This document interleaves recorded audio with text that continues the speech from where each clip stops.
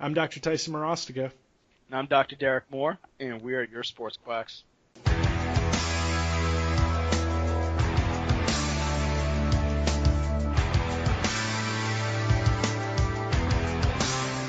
All right, welcome back to all of our sports quacks out there. Today we're going to be talking spinal stenosis. Do your patients have it? How do you diagnose it? And treatment plans for it. And can you help them? Spinal stenosis is actually a fairly common diagnosis to go to. Essentially, it's saying that there is some sort of narrowing of the spinal canal, and it has some sort of effect on the spinal cord. All right. So to be able to call stenosis, you have to have some sort of neurological symptoms headed down both legs, because it's a central nervous system lesion, right? It is affecting the spinal cord, not affecting the nerve roots itself. So, Derek, I want to talk to you about this, and we serve a combination of, well, really, both of us see general public. We don't just work with athletes. So we both are in very geriatric populations. He's in Florida, I'm in Arizona. And so for me, this is something I see quite a bit, patients with a stenosis diagnosis. I like that. That's got a nice little ring to it, doesn't it? Hey, here we go. All right. But here's the thing. Derek, let me ask you this. Is this something you see often? And how are you addressing it with patients? Let's just start there. I think very rarely have I been the person to actually tell them that they had stenosis. Mm-hmm. Most of them have had chiropractors in the past or some type of interaction with some health professional who did an x-ray or did an MRI and diagnosed them with stenosis, and then they're coming into me almost as an adjunct to either previous therapy that they've had before or previous therapy that has failed before. So generally when I'm going through the exam, it's like Tyson said, is you're looking for some hard neurological signs along with stuff that you find with a history.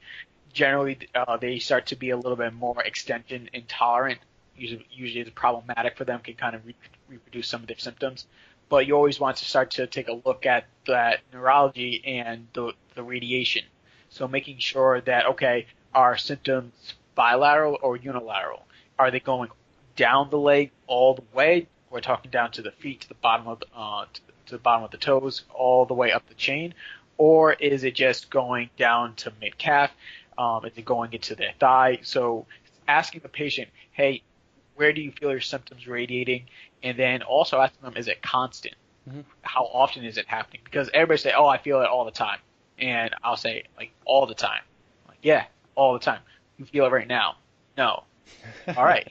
So we don't feel not it all the time. Exactly right. So it's because a lot of them just they accidentally sometimes will catastrophize their symptoms. Sure. Because of how bad sometimes the symptoms are. So you have to make sure that you're getting an accurate history, because if you just go into your note and you mark something down as constant, and it's not constant, and the patient saying, as your treatment plan progresses, the patient saying, oh, the symptoms are intermittent, you're going to get a false sense of that you're doing something. Yeah, that you're making a difference. Exactly, where symptoms are always intermittent to begin with. So for me, it's always about taking that solid history, really getting into some of the details, because unfortunately, you're not going to reverse stenosis, but you've seen it too. We can easily start to minimize to almost resolve symptoms that Absolutely. are associated with it. It's just a matter of making sure that as you're going through your intake, that you're properly getting the information down so you can start to track the progress correctly. So, because I don't know about you, Tice, I guess I'll throw it back to you after this. Stenosis for me doesn't respond quickly. It's something that we can get the symptoms down, but getting 1 to 2 weeks of full symptom free takes some time and takes some effort, especially on our part as clinicians, but also the patient's part as doing their homework and their exercises. generally I'm seeing them pretty frequently in the front, and then as we start to figure out what some of their triggers are, and then also where their deficits in mobility are, as we work that into their programming, then we start to um, dial back the treatment. But generally, when they have stenosis, unfortunately they seem to be kind of almost, I hate to say it, lifelong type of patient. They Patients do. who just have things that flare up that will usually end up coming back in for. They do, and there's nothing wrong with that. Like I know, like as sports, we say like sports chiropractors, like we hate to say that, like lifelong Right. patients, but that's a reality for some people, you know. And especially here's the thing with stenosis is that most cases it wasn't a, hey, this happened, you know, because I was doing something, right? Like I had an injury. That's not as common, right? And that tends to subside. Like if you have someone who like ruptured a disc and they have a central type lesion, like and it's affecting the spinal cord, they have both. They usually those do tend to resolve. The bigger problems are when the patients are like, yeah, this started like 5 years ago and it's been progressing, and then it's more of a degenerative type issue where you've got to think about, hey, we have some sort of osteophyte or posterior longitudinal ligament pushing back into the spinal cord itself. You have to think like it happened over time. So saying like, yeah, I'm going to fix this in a few visits by stretching you out and creating mobility isn't going to help. But here's the thing, telling a patient, look, managing and managing chronic pain is something that we do like that, Right. and that's okay. Management of chronic pain is fine. Like you can help teach and progress and take them through a proper. Actually, sorry, I said that twice. That's gonna sound funny I say this, but you're gonna take them through a proper progression, um, and teaching and creating proper mobility, and then teaching them exercise, rehab, and building them into someone who wants to move. Movement's what's best for stenosis patients. It really is. So I want to go back to something Derek said earlier, and because I really liked it, and I don't want to make sure we focus on it on exam and the way that he went about diagnosing. One thing that I really liked that he said is isolating movement, right? Like isolating in the lumbar spine. Like when you're testing someone, if they have stenosis, you should be able to isolate it into the spine. You know what I mean? Right. When you're running through your exam and treatment, it's important to, number one, ask the right questions, because you might be surprised. I had a patient who had bilateral neurological symptoms, right? And they didn't tell me any history. And so what I did is I raised up the shirt, and guess what he's got? He's got a nice little scar right on his lumbar spine. What do you think that is? Yes. He had surgery. He had a laminectomy. Oh, all right. So there's a couple of little things there. It's like, okay, sometimes patients don't tell you the truth, but it's not that it's sometimes not that they didn't want to tell you the truth. Maybe it's that you didn't ask the right questions. Right. You know what I mean? You've got to be able to ask for different cues and understand different things. Derek, I want to ask you something. You talked about. I'm sorry. I know I'm jumping around. I know you asked me a different question, but question for you is, can you differentiate when you're talking hard neurological symptoms? Just for people listening, people that might not know, or people that might what when you're looking for hard neurological symptoms, what are your hard symptoms you're looking for, and what's a red flag? Yeah, so when we're going through that, generally, so obviously, sometimes it can be almost a syndrome of things. So if you find multiple symptoms of like, okay, this person has a deep tendon reflex of like he's hyperreflexic, he has some signs of clonus. I'm starting to be a little bit leery. Plus, if they had the signs of radiation, now I'm getting a little bit nervous. Whereas like, okay, have they had imaging before? If not, let's possibly get some imaging. But generally, I'm still really just going with true muscular weakness, because those are signs of severe motor loss, and that's going to be, if not handled correctly, that can be permanent no matter what. So I think sometimes with, especially chiropractors and sometimes with PTs, because I've seen them do this, who use muscle testing as a clinical tool and not a diagnostic tool, Mm-hmm. where they start to really enforce way too much pressure, that when they're starting to do it for actual diagnostic, hey, is this 5 out of 5 weakness, they're just pressing way too hard. Yeah, And then they're going to grade it at a 4. And that's a huge problem, once again, for when it comes to tracking patients' progress. Yeah. Because then if you're pushing hard and you mark them down as a 4 and they start to regress, you'll mark them down as a 3 or a 2, and you'll think that this person is actually basically falling apart in front of you, when in actuality you're not properly screening them. Yeah. And I see it more often with clinicians who use muscle testing or kinesiology.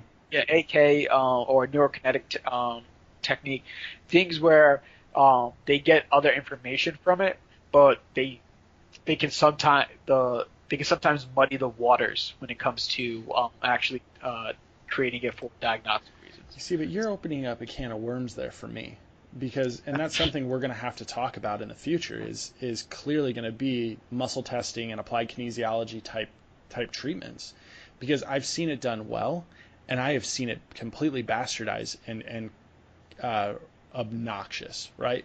Because when you talk like muscle testing, and you're going to do like looking for, like, here's one of my big things, like hard neurological symptom to me is severe muscle weakness, right?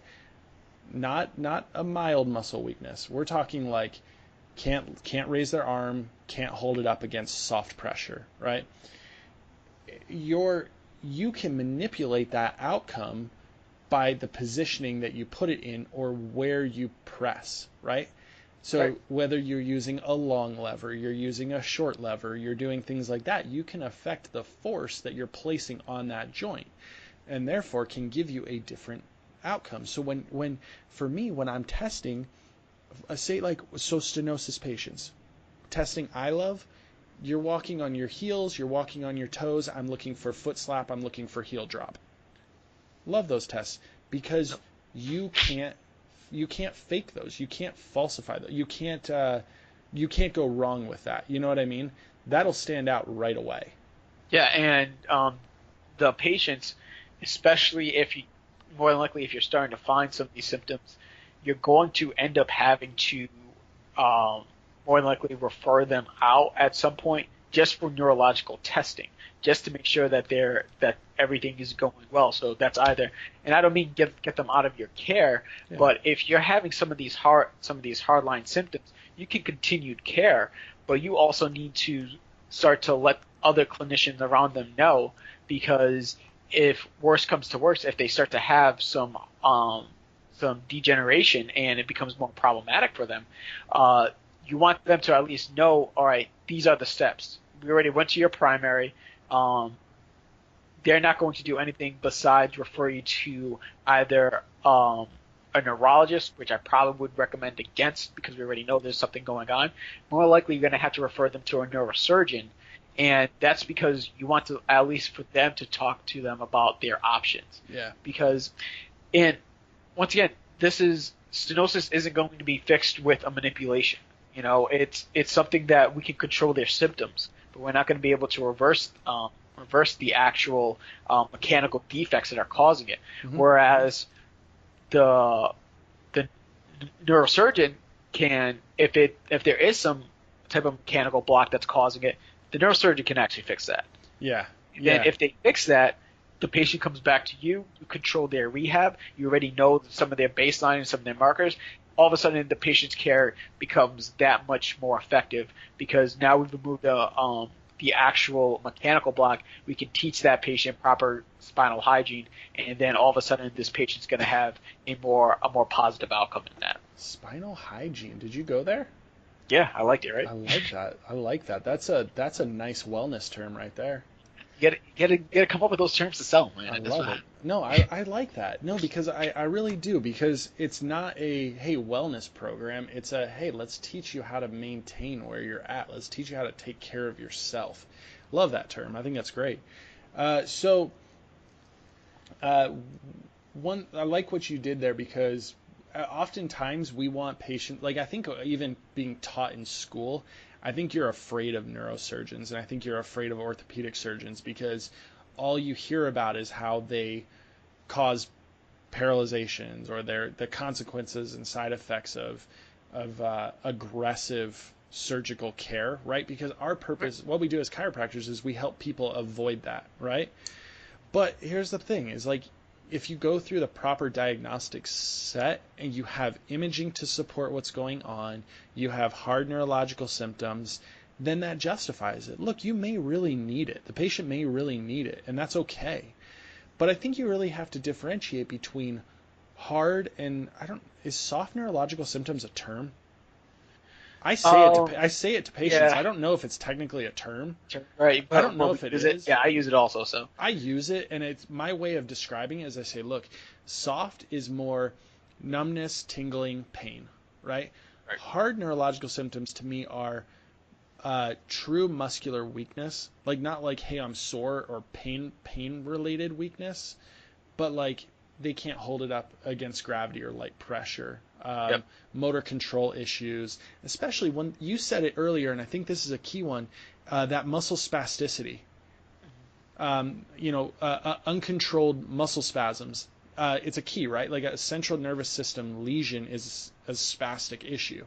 Yep. So you've got to be able to look for that. Now, a lot of people say, like, you have to show weakness and spasm, right? Spasm doesn't mean that the muscle's strong or gonna be test strong, and that's something you got to make sure you're up on, is knowing that. And yeah, so that's Right. a key thing for me.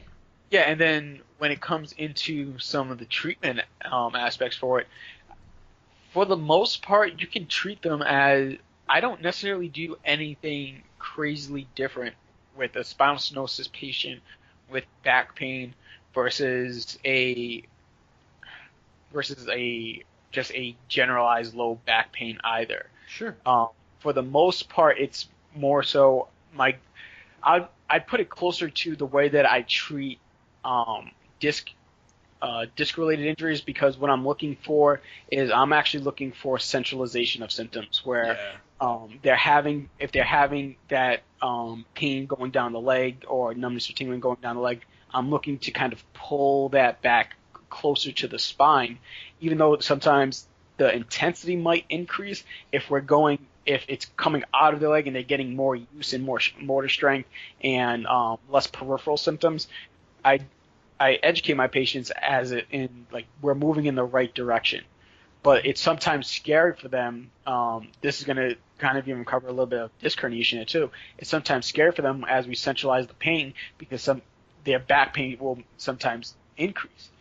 Many times when we're talking to our patients and they're saying I have back pain and leg pain, if I can get rid of their leg pain and their back pain increases, I tell them, hey, that's a good thing. Yeah. Whereas if their back pain goes away but their leg symptoms still continue, unfortunately, I tell them, hey, we're making progress, but I'm more concerned about that. In my mind, I'm thinking, okay, we really need to kind of hone in on centralizing these symptoms, because if those symptoms are still staying into their legs, that surgeon is still in my back pocket there. Yeah. Whereas if we're centralizing it, all of a sudden surgery looks further and further down the road where I'm not as nervous about it.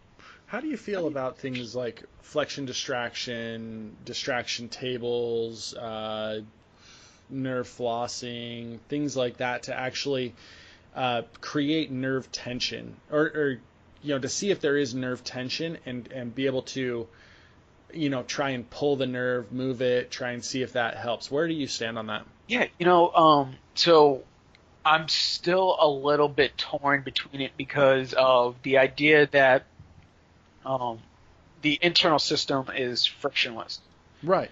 And but many clinicians, including prominent PhDs, i.e. Stuart McGill, will say that there's there's ways that your nerve can actually become entrapped. Mm-hmm. So they will call it an adherent nerve root issue.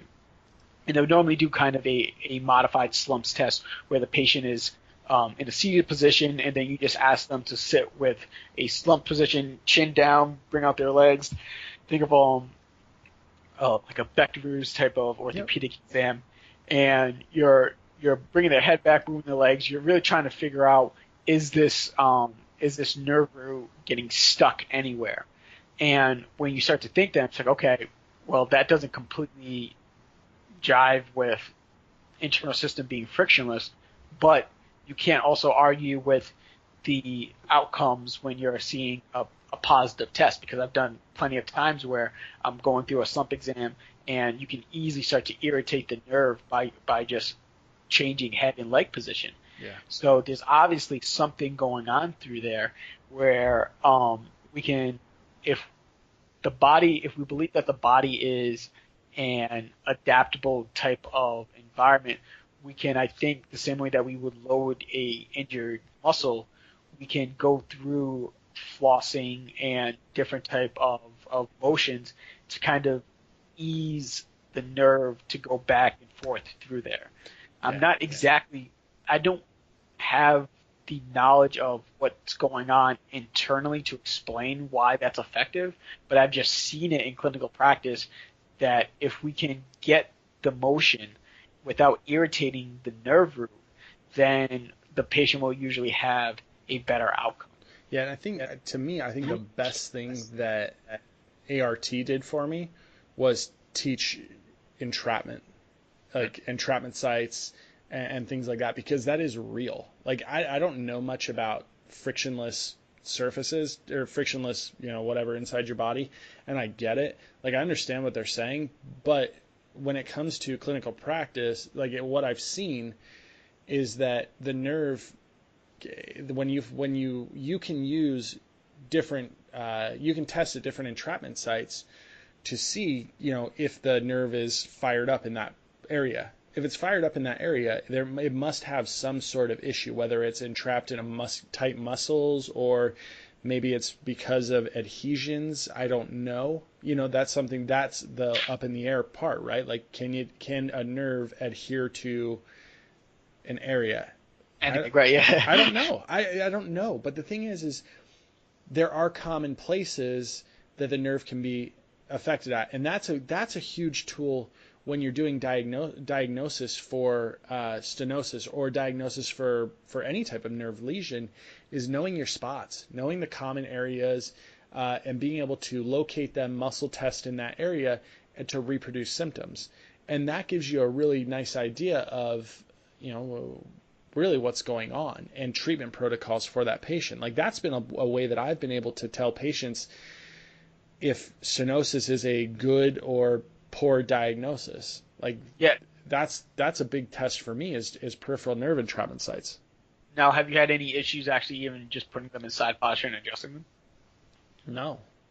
Right? I've never had a problem. And that's the thing, is like, I know that, but even if I'm careful, I've never had a problem with a hot disc, like adjusting a hot disc. But then again, I'm not an aggressive adjuster.